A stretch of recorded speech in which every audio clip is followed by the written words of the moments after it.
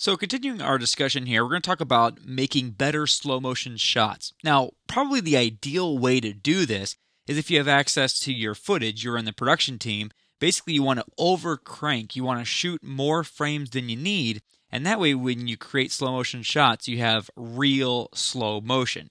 But sometimes, as post production artists, we aren't involved in the production process, so we don't have any say in how it was shot. We have to fake it. One of the best ways in After Effects to do that is with the time warp effect. So I'm going to apply the time warp effect to this footage here from greenlayers.com. And essentially, we have this speed control. Now, it's a little confusing because the speed control works the opposite as the stretch control we saw in the last movie. So with stretching we saw before, if you take this down to 50%, then the clip goes twice as fast. Here in the time warp effect, if we have a speed value of 50, then the clip is going to go half as slow. I actually think the speed value here is a little bit more intuitive. That makes sense to me that if the speed is at 50%, then it's going to play half the speed. If you wanted to speed this clip up, you would take it to something over 100.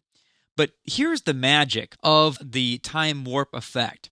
Now, to really understand what's going on here, let me actually go out to a couple seconds, maybe 3 or 4 seconds. So we have our subject here, our actor. And if we take the method from pixel motion to whole frames, we see what we saw in the last movie with stretch. So in other words, the frames are duplicated. So we have a real frame and then a copy, and then a real frame and then a copy, a real frame copy, so on and so forth.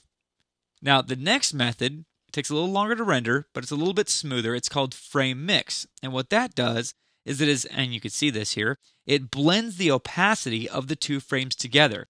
So every frame is essentially a real frame, but what it's doing is it's taking the two frames that have been stretched apart and fading the opacity between them, so there's a little bit better of a blend. But as you can see here, this doesn't quite work out all that great in every circumstance.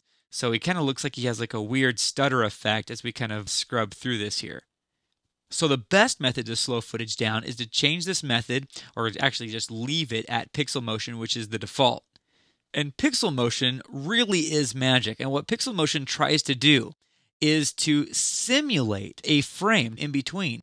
So now as you can see, as I'm going from frame to frame here, it looks like we have every single frame. It's actually creating frames from scratch.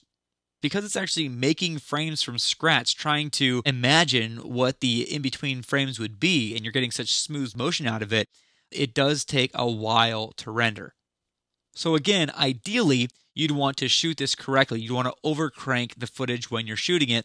But if you don't have access to that, and a lot of time you don't, then the time warp effect with the method set to pixel motion is the way to go.